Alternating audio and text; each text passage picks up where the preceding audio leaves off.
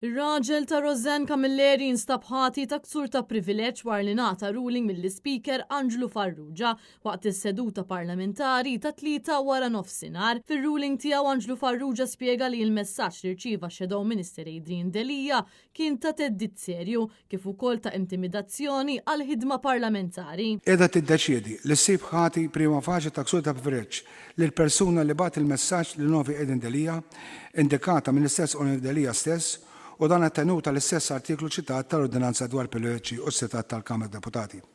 Is-sede qiegħda tordna l-iskrivan tal-Kamra sabiex tinforma lil persuna msemmija u li bagħat l-istess messaġġ lil Novi Adrian Delia bl-eżitu tar-ruling u f'każ li jkun hemm irtirar bla riservi tal-kontenut kollu tal-messaġġ li ndbat kif indikat fid-dokument preżentat mill-istess Onorevoli Delia, issir tkun qiegħda pożizzjoni tirrivedi d-deċiżjoni tagħha. Ir-ruling huwa deċiż. Dan ir-ruling ingħata war li matul is-seduta tal-Parlament ta' 2 wara nofsinhar ix-Shadow Minister Adrian Delia ressa ilment formali ta' ksur ta' privileġġ lill-Speaker tal-Kamra Angelo Farrugia hekk kif war li wettaq xogħlu fil-Kumitat li jaħtar persuni f'ħatrit pubbliċi bħala ambaxxaturi ġie meddet personalment, politikament u anke professjonalment. Ix-Shadow Minister rċieva teddid wara li għamel grilling li Roseanne Camilleri li attwalment qed tiġi mresqa sabiex tkun ambaxxatriċi mhux residenti għal Liechtenstein. Net News tkellem ma' Adrian Delia illi spjega li t-teddid wasal permezz ta' messaġġ miktub, messaġġ li wasal mingħand ir-raġel ta' Roseanne Camilleri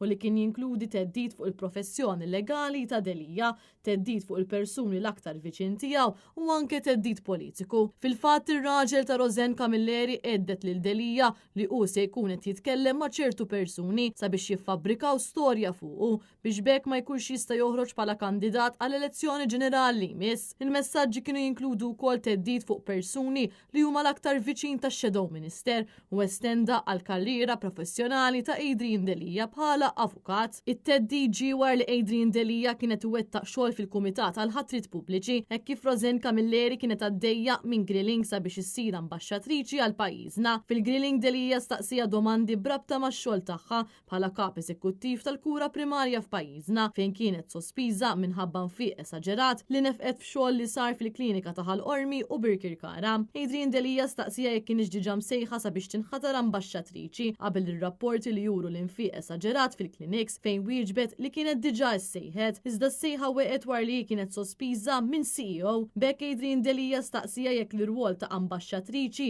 inżamm xalija għal sena sħiħa minħabba li kienet sospiża fejn hi wieġbet li ma taf xejn dwar dan.